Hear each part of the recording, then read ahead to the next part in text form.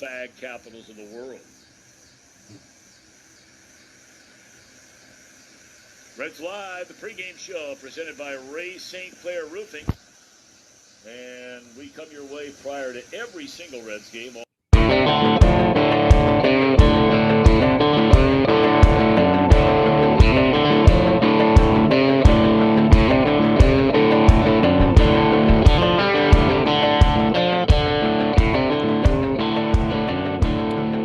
All right, boys. That's Tom Brenneman, son of the great Marty Brenneman that we played a few weeks ago now on the show. Just on a hot mic during the Reds pregame show. Not a great look if you're a broadcaster to be dropping F-bombs like that all over the place. You know what? That happened last year, but it's now like just getting big on TikTok now. But people actually hadn't seen like the original part of it, like version of it. All they hear is the apology video, which I'm sure you've heard. Have you ever heard that part yet? I remember I watched, I think I saw it on SportsCenter the next day. And when it was the apology video was during, he was calling a Nick Castellanos home run, right? I got it here. Oh, here it is. Here it is. As Holland takes over on the mound, I made a comment earlier tonight that I guess went out over the air that I am deeply ashamed of. If I have hurt anyone out there, I can't tell you how much I say from the bottom of my heart. I'm so very, very sorry. I pride myself and think of myself as a man of faith. As there's a drive in a deep left field by Castellanos, it will be a home run. And so that'll make it a 4-0 ball game. I don't know if I'm going to be putting on this headset again. What a way to apologize. Yeah, right. He can't miss the home run call. But yeah, I remember that. He was talking about Kansas City, right? If I'm not mistaken. Yeah, I'm pretty sure. So. Yeah, I remember that comment. I wasn't watching the game, but I saw the next morning it was a big thing. And I actually don't know. He's not calling games for them still, right? No, they immediately pulled him off. Yeah. I think they fired him.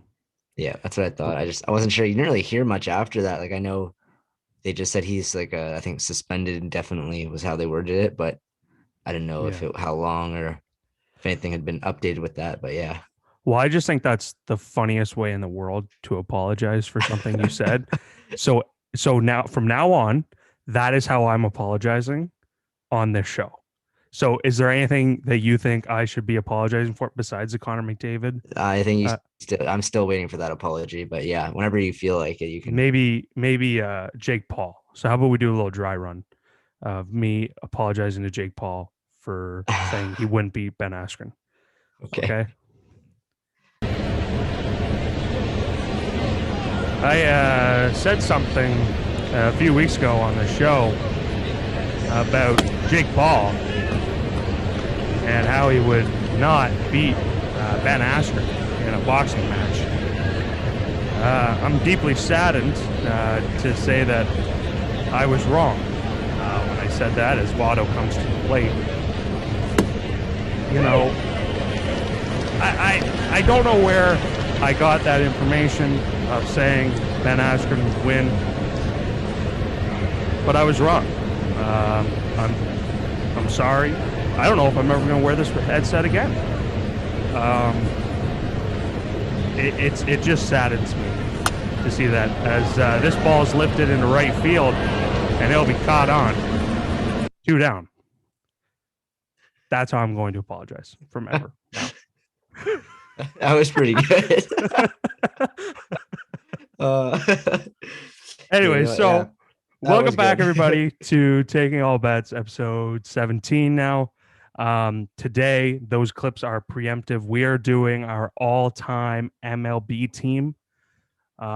We talked about it a few episodes ago, and so we have drafted up some rosters. And Kurt, first of all, how hard was this? There's just so many good players, and I think it does not help that there's players you look at the stats, and I'm like, oh, this guy from the 1910s with this 400 batting average. Like, how do I know? Like, what am I gonna pull up my Lou Gehrig highlight tape? Like, I didn't watch half these guys, but your numbers don't lie, right? So a lot of this my list, there's players from all eras, but this is gonna be a fun one because I feel like we're gonna have very different teams. There were Oh, so many guys to choose from. well, we were talking a little bit before the show, and that's exactly what we were saying. Like you were kind of like running down a few guys on your team, and I was like, shit, I forgot about him. Totally forgot. Guy's in the Hall of Fame. Guy has Yeah. 500 plus home runs, and I'm like, I totally forgot about him to put him on my team. The So we're gonna MLB have just has wildly different teams. yeah, the MLB just has such a rich tradition. Like it's been around for so long. There's so many good players. It's no one really is gonna have the exact same team. I guess it also depends on how you wanted to build your lineup. Like what was your starting point? What were you looking for? But we'll get into it and we'll see. We'll compare. Yeah, like it's not even like hockey where like you pick guys. If you were to do this sort of thing, you pick guys from the 1910s because like 1910s, the game's still fairly new. Like if you're picking guys from the 20s in baseball, the game's already like 60 years old. Like Yeah. guys have come and gone in this game, and like they're established veterans and they have full careers. Like it's so hard to pick. And then it's like, well, like situationally, like would you pick this guy over this guy, and then that can waver your decisions. Like baseball is just such a situational game where there's Now so many different ways to go. so do you want to do like should we go position by position, then do our lineups, or should we just go we'll each name our lineups? um I think the best way is to I think the best way is to go down the lineups and also just say like what position they play. And then you Okay. can talk about one player and like either his defensive capabilities or why you have him where you do in the lineup. Um, so let's not waste any more time. So we're doing a full lineup with DHs. We're going American League rules. Um, we're picking one starting pitcher, one closing pitcher, and we're picking a manager um, to uh, to manage our team. So, Kurt, let's start off with you. Give me the breakdown of your lineup, why you took them, why you put him there. Let's hear it. All right. So I'm gonna go. You'll notice there's a lot of power in this lineup, but so hitting number one, I don't think you could go wrong with this. It's Willie Mays. Yeah, see, I I didn't mean, even think about Willie Mays. yeah, like I know that was one you said you didn't really. I don't think you took him on your roster, but I mean, as fantastic as he was at the plate, he's also a 12-time Gold Glove winner. Mm-hmm. So Yeah. that one was pretty easy starting in center field. I didn't really spend much time on that. That was probably one of the quicker ones. It was Willie Mays and just him leading off. It seemed a given. But I like that. let's get into number two. Lou Gehrig is Okay. Lou Gehrig is hitting number two for me. Um Why'd you I take guess Lou? this is yeah, I know. I was gonna say this is another one where I felt like it was first base was pretty obvious, just like 340 average, 493 home runs, 1995 RBIs. And if I'm not mistaken, I think he was, I'm just checking these notes here. Oh, I was looking though. I thought when I was looking at the MVP, I know he's a two-time MVP, but I think he led the league in like average. Like it was like 5 or 6 times, maybe two or something. But he's Mm-hmm. also a six-time World Series champion. But Yeah. I'm not sure on the average one, but he has a couple batting titles. But getting to number three, this one, they always say you could be the best hitter ever. It's Ted Williams. Ted Williams. Yeah. Didn't have So him either. yeah, that's what I Wow, mean. we are wildly different. We are Yeah, wildly different. I like Ted Williams, he, so it's a good I pick. think, yeah, but I think my notes, I think he might have been the one I was thinking, but he's a six-time batting champ. So at number three, you got to have your most reliable hitter. And if I think he's the last one to have like an average of over 400. Mm-hmm. It was like 406 in a full year, and just How Yeah. ridiculous is that? Like, that's There's a incredible. few guys that got close, but nobody actually cracked the 400. Yeah. So that's like hitting over 400. I don't know if that'll ever happen again. I don't Just think unless so. there's like, even in the shortened season last year, it didn't happen. Just it's hard in a 162 game season with the ups and downs and how good Jing is. I don't think anyone will ever hit 400. The way the game's played now, there's no way. It's just Yeah. there's such a value on power that nobody really cares about average anymore. Yep. So getting into number 4, obviously in your 4 spot, you want someone who can drive in runs. I think we'll probably both have this guy, but it's Barry Bonds. Barry Like Bonds. yeah, but also like he's an 8-time Gold Glove winner too. Obviously, Right. home run king, right? And so the power was, everyone knows how good he was as a hitter, Mm-hmm. but he could play defense as well. So that's why, Oh yeah. as an all around, like my lineup, I feel really confident in the way of how good this lineup is. But on the field defensively, this team is good too. Like they're a whole bunch of Gold Glove winners. Right. So we'll get into number 5 here, Babe Ruth. I mean, The is babe. what else do I have to say? Like Yeah. he's arguably the best baseball player to ever touch the field. Um, yeah, he had 714 homers too. So look at the power between. I mean, Williams had a ton of power too, but Babe Ruth and Barry Bonds back to back. I don't know how you're pitching to that. Um, at number 6, this is one that a little more modern, but Alex Rodriguez, like Okay. in his prime, at when he was playing, he's my shortstop. So he actually is one of, I think, 3 or 4 players with 600 homers and Mm-hmm. 300 steals. So he brings a lot. He brings some speed. We're obviously, I'm taking the prime into consideration when I'm picking this lineup. So in his prime, he got some speed as well, and he was good defensively. So I feel Yeah. very confident with Alex Rodriguez in the 6th spot. So I may have Um, missed it. Where do you got Babe playing? Do you oh, have him sorry. Yeah, DHing or is no, he in the field? I have him in the outfield, right field. I forgot. Okay. I wasn't really saying position. I had Garrick at first base, Okay. Williams in left field, Babe in right field. Rodriguez is at short, Okay. and now number 7, third base, obviously Mike Schmidt. Mike Schmidt, 3-time MVP. Yep, he led the league in homers 6 times as well. And I'm trying to think. He had he was a 10-time Gold Glover. That I was looking at those numbers. I was like, is it 10? It's a 10-time Gold Glover winner Yeah. too. So that's when I'm talking about how all around how good this team is. Look at all the Gold Gloves on the Mm-hmm. field as well. So we'll get into number 8, Johnny Bench. I read a Okay. thing too, Johnny Bench. Catcher's kind of like a thin position though. I was looking at like the amount. I was Yeah. like, it was only 2 that it was a toss up between. But I read a stat too. He threw out like 43% of runners. That's massive. And yeah, I think the league average at the time was like 34% or 35. So yeah, when That's we talk about massive. defense and how I value defense, there you go. He was Yeah. part of those really good Cincinnati teams, like an incredible hitter as well. So Johnny Bench is hitting 8. Okay. And number 9, we're going Joe Morgan. I think he's the all-time leader for walks by a second baseman. Okay. So, and he was a Triple Crown winner. Or I think maybe, I don't know if he's the all-time, but he's in the top 3, I think, third or second. But he's on base king. You ever seen Moneyball? You got to value the on base, right? Get on base. So, yeah, and that's when I want to turn the lineup over again. That's what I need in the 9 spot. I know I need someone who can get on base as well. So there's my 1 through 9, and I feel very confident about that lineup. All right. So I'll get into mine. So when I was building my lineup, I was looking more of a traditional lineup where you have your leadoff man, you have, the 2-spot guy, and both can kind of steal bases, and then you got your power in the middle of the lineup.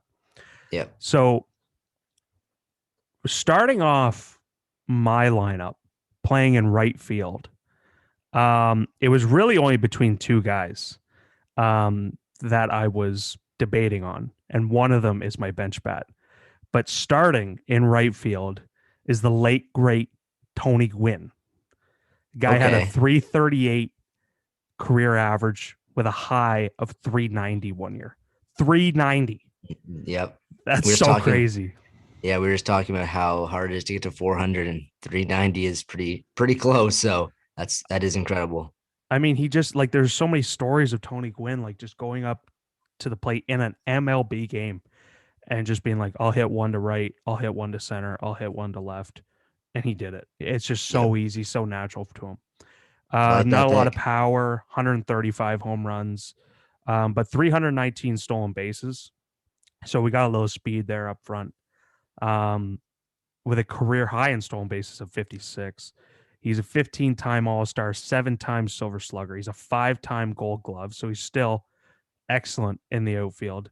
8-time batting title, and of course, he's in the Hall of Fame. Number 2, I got a center fielder. Now, you said Willie Mays, and I completely forgot about Willie Mays, and he would have been a great pick. For me, it was down to 2 guys. It was between Ken Griffey Jr. and Mike Trout. Now, I took Mike Trout as my center fielder, hitting second in my lineup. I think by the end of his career, he'll be the best ever. But I was looking at comparing them, and I found that a lot of the accolades that Ken Griffey had, Mike Trout already has, and he's only played like 10 years. He's got Yep. 3 MVPs to Griffey's 1. He has less All-Stars, but, of course, he'll eventually pass Griffey in All-Star selections. He has more Silver Sluggers. He doesn't have a single Gold Glove, though, so that's a problem. But that doesn't mean he's a bad Gold Glove. Like, he doesn't mean that's a bad defensive player. He's just, doesn't have any Gold Gloves. There's always somebody better than him in the field. Yep. So I got Mike Trout hitting second. Hitting third, I got Barry Bonds.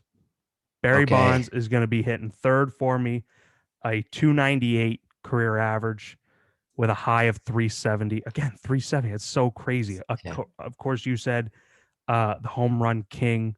It's 73 home runs one year. He is the only player in the 500 club. He has 500 home runs and 500 stolen bases.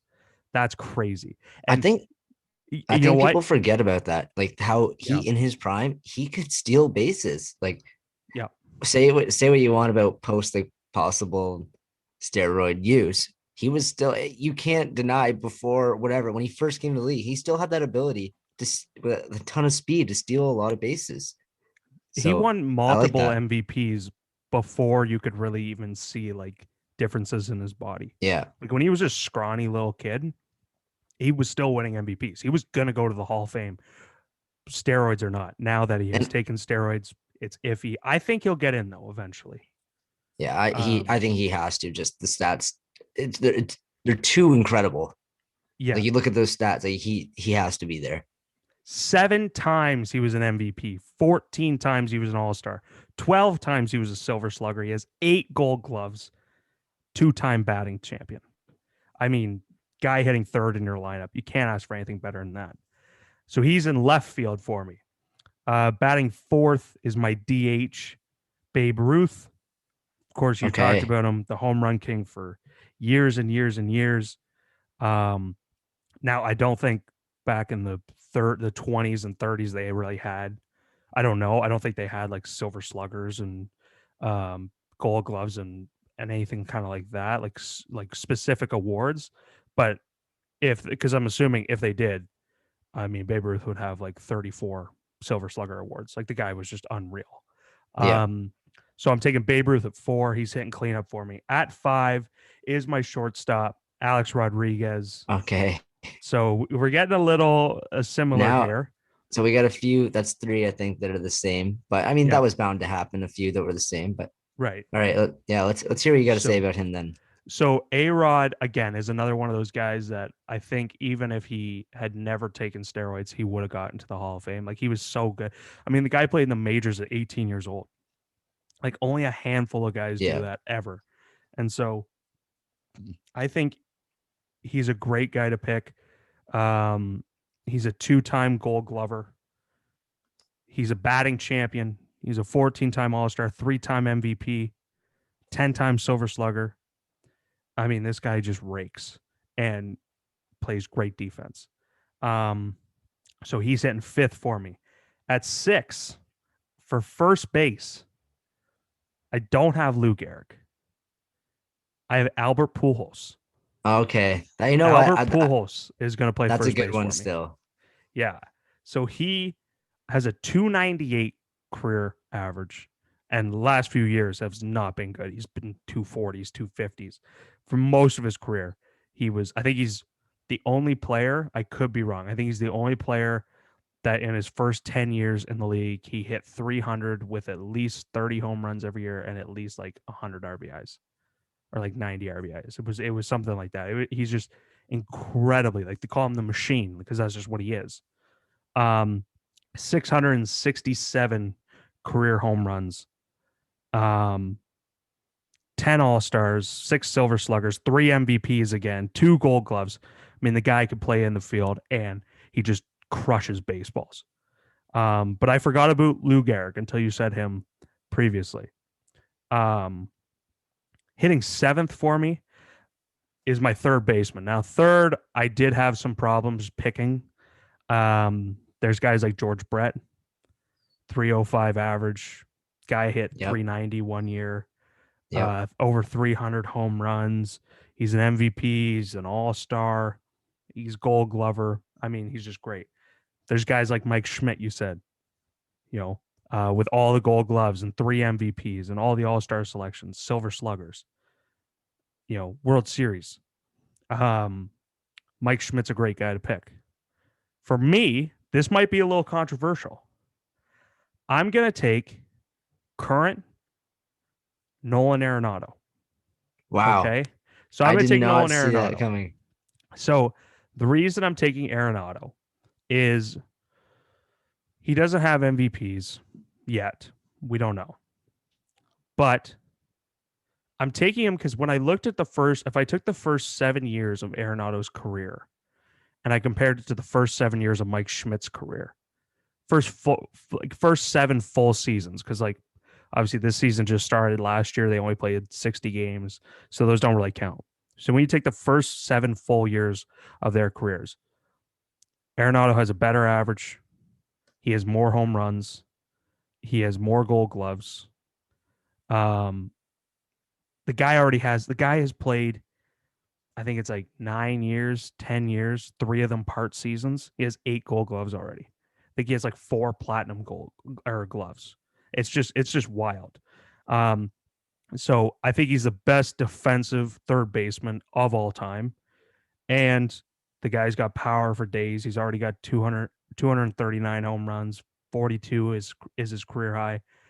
He doesn't steal bags. He's slow out there on the bases. But the defense, the power, the average, everything, I'm taking Nolan Arenado. Hitting now, 8th in my lineup. Go ahead. Hold up. Yeah, I want to ask about that. So I know you're talking about the power and stuff. How do you feel about the Colorado impact? How everyone says your hitting gets boosted playing Colorado. Did you take that in consideration? Or it doesn't matter to you? That's where I think the controversy could lie too. People always say you benefit from playing in Colorado as a hitter, but I mean, I think he'd be fantastic either way, and I'm not worried about that. But it is something to take into consideration, possibly. I don't hold it against anybody for playing in Colorado. Like Larry Walker was a fantastic player. People saw that when he played for Montreal. He went to Colorado, and his numbers boosted a little bit? Sure. But they still play 81 games on the road. And so, I mean, and when it comes to the Gold Gloves, altitude has nothing to do with that. Yeah, no, it doesn't affect ground balls. That's what I was saying. Like the defense it's undeniable. Like he's probably the best fielder in baseball right now. Well, I mean, there's a debate, but I'd probably lean towards him. But yeah, I was just thinking, 'cause you're talking about the power and stuff and saying, I think there's a possibility that those stats could be a little boosted, but I don't think it would make a difference. Like to hit for average doesn't necessarily mean anything. I know maybe a few more balls go out of the yard, but to hit for such a high average, I wouldn't say that that's totally boosted by the altitude of playing in Colorado. Exactly. But just something to take into consideration, I thought. And he has his career high for RBIs is 133. Like this guy just drives in runs. That's just all he does. Hitting 8th in my lineup is going to be my catcher. Originally, I had picked Johnny Bench. I thought, you know what? Because I always figured if you're looking at the best catchers ever, there's really only 3 to pick from. And I said, if you want to go offense, Mike Piazza's the guy. Mm-hmm. Like, guy had a 308 career average, 427 home runs, 12 silver sluggers, or 10 silver sluggers, 12 all-star appearances. He's your guy if you want offense. If you want defense, you go Pudge. You go Ivan Rodriguez. Guy has, let's see here, 13 gold gloves. Guy was just unbelievable defensively. He has one of those stats where he would throw out 40-something% of runners. He's your guy if you want defense. If you want to go right down the middle, you go Johnny Bench. He's the best of both worlds. He's a silver slugger. He's an MVP. He's a gold glover. Then I started looking at their numbers. And I got to tell you, Ivan Rodriguez's are not that bad hitting wise. They're really, really good. Yeah. He has a higher average than Bench. He has less home runs. So he has a 296 average with 311 home runs. He's got 1,332 RBIs. He's got 127 stolen bases in his career. For a catcher, that's really good. Yeah. Really good. With a career high of 25 in 1 year. And again, 13 gold gloves, 7 silver sluggers, 14 all-star appearances. He's an MVP. So I'm taking Pudge. You could take Piazza. You obviously took Bench. Both good picks. Hitting 9th, we're the same. I'm taking Joe Morgan. Yeah. Originally, I had taken Rod Carew. That's I a good wanted one, Rod too. Carew as a more of a kind of like a second leadoff guy with a 328 average he had in his career. He had 364 1 year. It's crazy. But when I started really looking at them, Carew obviously doesn't have the power that Joe Morgan does, but I didn't really care about that. But then I saw Joe Morgan had 5 gold gloves and Rod Carew didn't have any. And I thought, got to go with Joe Morgan. The Big Red Machine is making a comeback on my team with Joey Morgan.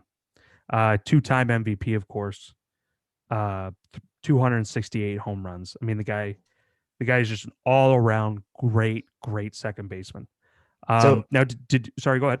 it sounds like me and you kind of had a little bit of the similar idea when we valued defense and the all-around game more than just specific like numbers per se. Like I didn't just value home runs or RBIs or average. I was looking for a team that could play both sides of the ball, right? Now, and like obviously there's a strategy to build your lineup in like a successful way. I mean, I think I went a little more modern where there's a little more power at the top of my order instead of like a speed and like average. Right. But overall, I think we had a similar idea when it came to the build of our rosters based on the gold gloves combined with the offensive stats, all like the OBP, the average. So yeah, I think there are like, we obviously had different players in different spots, but we did have quite a few similar players throughout these lineups. I think, you definitely took more of a power lineup and I took more of a speedy lineup. Guys with more stolen bases. Like my top 3 in my lineup, they're just going to create havoc on the base pass. You got 3 guys up there that can just run with the best of them. Now, did you say your bench bat yet? No, I didn't. Who's your bench bat? Yeah, this one, ironically, we were just talking about how I was valuing power. Well, it's the former home run king, Hank Aaron. 755 home runs. We just talked about how I valued the power in my lineup. And I feel very confident if one of my top 3 to 6 hitters, like if in the middle of that order goes down, or I got a pinch hit and I need a big hit, home run, I need some power, Hank Aaron's my guy. So I feel very confident with that bat coming off the bench. And I'm going to stick with my formula of speed. And coming off the bench for me is going to be none other than Ricky Henderson. I'm taking the stolen base champ, the king, the best. I mean, this is what I said. It was either going to be him or Tony Gwynn playing in right field. Ricky Henderson is the greatest leadoff hitter of all time, and the guy was just so fast, and he had so many. He hit for power. He had 297 home runs as a leadoff hitter. I mean, he had 1,100 RBIs as a leadoff hitter. You know how hard it is to get that many RBIs as a leadoff guy? Yeah. So I'm taking him. He's a Hall of Famer. He's coming off my bench. He's going to steal bags for me. I like Ricky Henderson. Well, I don't really like Ricky Henderson. I'm not going to lie. I think he's an arrogant guy, but I'm going to like him on my team. So I'm taking Ricky Henderson. Let's get into pitching. So again, we took one starting pitcher, we took one closing pitcher. So who did you take as your starter? I found this to be the hardest thing This to take. absolutely, yeah, this absolutely was the hardest, but I kind of, when it came down to it, I could still go back and forth right now if I'm still not convinced, but the guy I ended up picking was Walter Johnson, the big train. Okay. So he ended his career with an ERA of 2.17, which is the lowest among pitchers with at least 4,000 career innings. This is adjusted for like era, league, and park effects. Right. But he won the ERA title 5 times. So that's the guy I ended up going with. But there was so many guys that I was weighing back and forth, and I'm still like, I'm not convinced, but I'm not saying I'm not confident with that pick. I'm just saying there's still guys there. It was very close. It was a difficult decision to make. There's so many guys. Like, I wrote down a few here. Sandy Koufax. Yep, that was one as well. Bob Gibson, who had a 1.12 ERA one year. Yeah, that's incredible. As a starter. That's so crazy. That's ridiculous. Roger Clemens, Randy Johnson, Nolan Ryan, and then more modern Clayton Kershaw, Max Scherzer, who has 3 Cy Youngs, Justin Verlander, who has 2 Cy Youngs. But who I took, and again, you went kind of more the power route. You went with Walter Johnson, the big train, throwing hard, throwing fastballs, try to hit it. I'm going a little more finesse. I'm going Greg Maddux for my starting pitcher. I like that.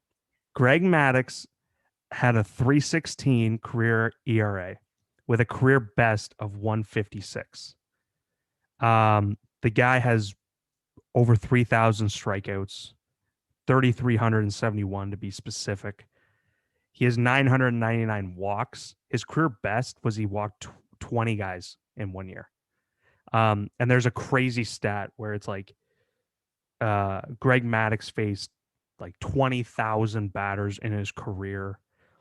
And it was like 300 of them faced a 3-0 count.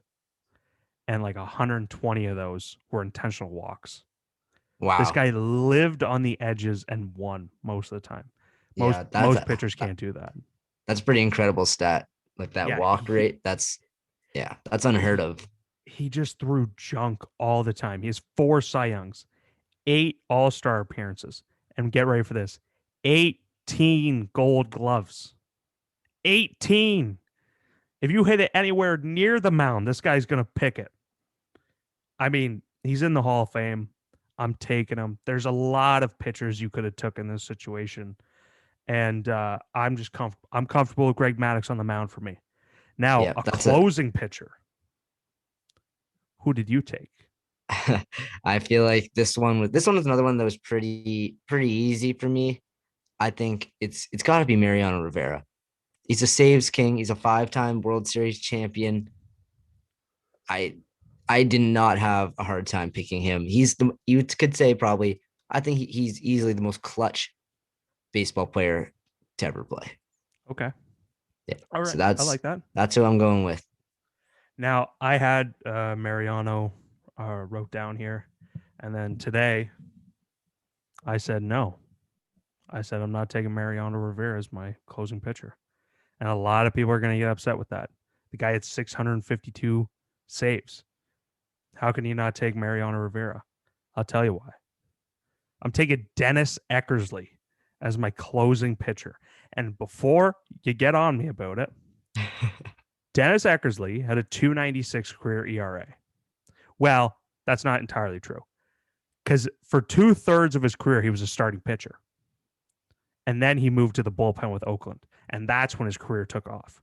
Like late in his career, it took off. So it's a 2.96 ERA as a reliever. I should say that. In his best year as a reliever, he had an 0.61 ERA. 0.61. That means like one guy scored a run when he was on the mound the entire season. Incredible. Incredible. He has, let's see here. As a reliever, he has 774 strikeouts to Rivera's 1,100. But he has 387 saves. And he was only a reliever for 6-7 years. 387 saves? What?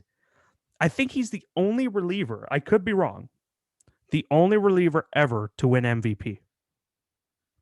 And at that, win Cy Young, which I was going to say, he won the Cy Young that year too, right? Yeah.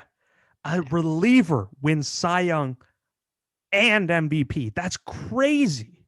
I'm taking him. I'm looking at these numbers. It was that year, I think 92, that he did that. He had 51 saves, a 1.91 ERA, and 93 strikeouts over 80 innings that year that he won the MVP and the Cy Young. So that's pretty wild stats there. It's nuts. To be able as a reliever to win the MVP and Cy Young, that's another thing you could say. I don't know if we'll ever see that. Like, I'm trying to think. Josh Hader they were like a conversation about him possibly being in the Cy Young debate, I think a few years back when he had that really good season, but still it was not really like taken too seriously because just relievers don't win that award. So for him to win the Cy Young and the MVP, that's incredible. Yeah, it's just crazy. The only other guy that was close was Zach Britton one year, where I think he had, I could be wrong, didn't he have like an 0.50 ERA? Yeah, for Orioles, it was something like that. Yeah, he was like unhittable that year. Yeah. So he would be. Was that the year that they lost to the Jays in the wild card and they didn't use him? Was the big thing. There was a big debate, right? Because he didn't get to pitch in that game, and they lost in extras, walked off. Yeah, they didn't use him, and they were like, "What are you doing? You have your best pitcher, and you didn't use him. Like, that's so nuts of you. Like, what are you doing?" And then they brought in some like washed up star. I forget his name, like Giovanni. I forget what his name was. He's washed up. I think it was Ubaldo Jimenez, right? Maybe. I think it might have been. That's I'm pretty sure that's who was in at the time when Edwin walked it off. Yeah. All right. So to round out our team, and I think we'll probably post our teams somewhere on social media. To round out our team, we are going to take a manager. So who did you take as a manager? I went with Tony La Russa. Tony La Russa. 3 World Series, 6 league championships, 12 division titles, 2,728 wins, which is 3rd, if I'm not mistaken. He will be managing my ball team. Wow. I like that. I mean, both our teams are going to need like a speed dial to the pharmacist because they're going to need the roids quick on some days. Like I know I got Bonds in my lineup. You got Bonds in your lineup. I got Ricky Henderson. And if you've ever seen a leadoff hitter that looks like Ricky Henderson, I won't believe you because the guy had 4 arms of Popeye. So you're taking Tony La Russa. Now for me, I went back and forth on a few. And what I really wanted, some people care about tacticians. They care about managing in base running situations, hit and runs, stealing, bunting, things of that nature. I care about a manager that's going to stick up for his team. And so I got a few here that I believe are going to stick up for my team. First is Earl Weaver. Ooh, Earl Weaver of the Baltimore Orioles. And here's a little encounter he has with a umpire because of a balk that happens in the Orioles game. Listening to him. You did not. No, I ain't listening to him, Eddie. Oh, that's bull. Behind the rubber. Oh, bullshit. Bullshit yourself. You're here, and this crew is here just to fuck us. Yeah. Boom. That's good. That's great. And you shut it. Ah, you shit. You couldn't wait to get me out. Oh, Earl, you run yourself, Earl. You run yourself. You hit me? Yeah, because you put your finger on me. I'm glad you hit me. That's right. You're here for one goddamn specific reason. What's that, Earl? To fuck us. Ah, you're full of shit. Fuck you. Goddamn years. First of all, I love this umpire. Fuck you. I love that. What you'll see in the rest of these videos of Earl Weaver is that he walks away about 4 times and then he comes back and the fans just get fucking crazy for this guy. They love seeing this. And he comes back and he's giving it still to the umpire. Tell you something. You're here for one reason, to fuck us good. Wrong. That's the only reason you're wrong, Earl. And you'll have your chance tomorrow. You got it as quick as you can. What is wrong with you? You ain't no good. No, you aren't either. Yeah, you ain't no good. You're no fucking good either. Yeah, your ass will never have our games in I hope. What do I care? Yeah, what do I care? What are you doing here now? Well, why don't you call the league office and ask him? Yeah, I will. Oh, good. Don't think I won't. Good. It goes right back at him. He's walking away and he goes right back at him. Like, I love that. But did you notice that the umpire hit him with the wrong? You hear that? He hit him with the wrong. Hit the wrong. That's back in the 70s. I do like how the umpire kind of dealt with that situation. It's not over. It's not over. It gets better. It gets better. This is the last part of Earl Weaver. Here it is. 10 fucking years from now, who's in the Hall of Fame? Oh, you're going to be in the Hall of Fame. You know it. Why? You know it. For fucking up World Series? You know it. You're going to be in the Hall of Fame for fucking up World Series? I've won more than I've lost, kid. I know you haven't. Games, count games. I love that. Oh, you're going to be in the You're going to be in the Hall of Fame for what? Fucking up World Series? I think he's talking about like in 1979, the Orioles played the Pirates in the World Series, and they were up like 3-1, and they ended up blowing it. But I love how he's like, I've won more and I lost. He's like, no, you haven't. No, you didn't. He's like, he hit him with like a technicality. He was like, well, I'm talking about games. He's like, oh, okay. All right, Earl. So it was either Earl Weaver, but I'm not going to take Earl Weaver. Although I love his short stature and how much he gets after it. I'm going to take Wally Backman as my manager. Now you might be asking, who's Wally Backman? Did he ever manage in the major leagues? No, he didn't. No, he did not. He almost did. He got fired 6 days after he got hired by the Diamondbacks. Because something came out about him and the wife or something getting into a fight. I don't know.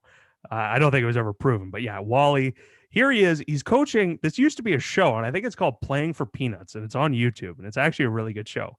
And it's about basically like this startup minor league, independent league. And Wally Backman, who played for the New York Mets when they won the World Series in 1986, he was a second baseman. He's a real like utility man, and he like loves the fundamentals of baseball. But he comes fucking unglued here on this umpire, and I love it. What the fuck is going on? Hey, get your hands off me. He never even fucking said anything. To you. He never said a fucking word to you. Fuck, you got a chip on your fucking shoulder? You got a fucking bullshit. No. God damn it, you've had a horse shit zone all day. What'd he say to you? What'd he say? He never even looked at you. He never even fucking looked at you. You're done too. For what? What the fuck did I just say? I don't know. Wally. You motherfucker. Kicking dirt on the fuck? slate. Classic manager move. No, this is bullshit. I never said a goddamn word to the guy. You know it. Yes. You know it. Let's go, okay? All right. Let's go. Let's go. So I love that he gets right into the umpire's face and he's like, fuck you. He never said a fucking word to you. And then he gets tossed. He's like, what the fuck did I just say? Plays like so innocent. He's like, I didn't do anything. What are you talking about, man? It carries on. And this is also on YouTube. And it's this specific video. It's fantastic. Here's part 2 of Wally Backman's blow up at a umpire for a guy getting tossed. A guy said something to an umpire and the player got tossed. This is him just blowing up again. I'm going to ask him what I said. In your report, take your report and shove it up your fucking ass. Wally, you Wally, fucking, don't go that's far, some don't bullshit. go far, You know the man. last guy I bumped, I'd have knocked you on your fucking ass. Put that in your fucking report, you little fucking pipsqueak. Wally. Fucking joke. Wally, let's go. God damn it. Wally, let's go. Let's go. I want to know what I said. I'll leave the field when he tells me what he threw me out for. We got to go. I don't have to go. It's like a guy late night at the bar when the bouncer's like, you got to go. He's like, I don't have to go. I'll leave when he tells me what I said. So Wally Backman, I love him. He eventually does leave the field, but then it just again keeps unraveling for Wally. He also, like, while he's walking off the field, he immediately goes back into coaching. He was like, move Doug to second, move Shorty over to center, and bring the pitcher in. Like that, he goes right back to it. He's at a 10 and he just brings it back down to a 1, and he's super calm. But here is part 3 of Wally Backman's blow up. That's a fucking joke. There goes the bats out on the field. This guy's tossing every piece of equipment. By the way, this bag. Pick that shit up, you dumb motherfuckers!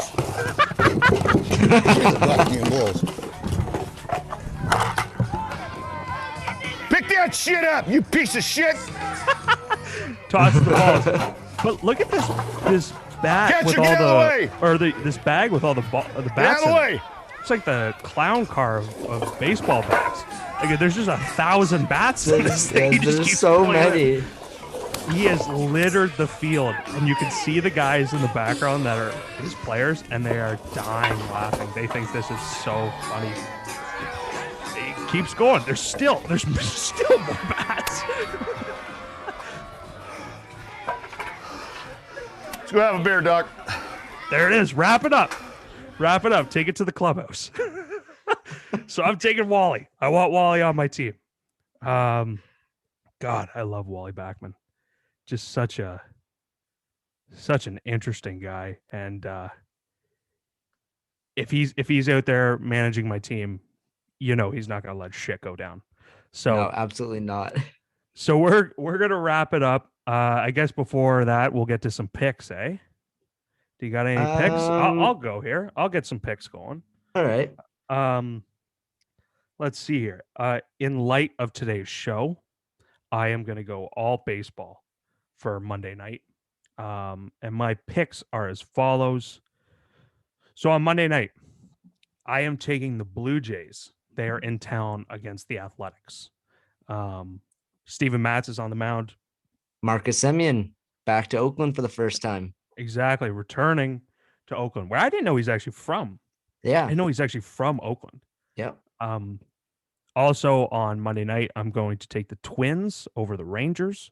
I think the Twins are just struggling. They're struggling. They're a better team than what they're showing right now. And I think they're going to come out of it eventually here. And so I'm going to take the Twins over the Rangers. I'm also going to take the Angels over the Rays. They got Shohei Ohtani on the mound for them. So give me the Angels. And to wrap up Monday night, my full baseball slate, I'm taking the Indians over the Royals. All right. Yeah, those are my picks. Those. They're solid. I'll go all baseball as well. Just for the sake of this baseball episode, I'll start off. We're going to go Brewers over the Phillies, Dodgers over the Cubs, Cardinals over the Mets, and I'll give you one more. We'll go Mariners over the Orioles. CLP. Yep. Another CLP. Can't lose parlay, boys. All right, everybody. Thank you again for listening.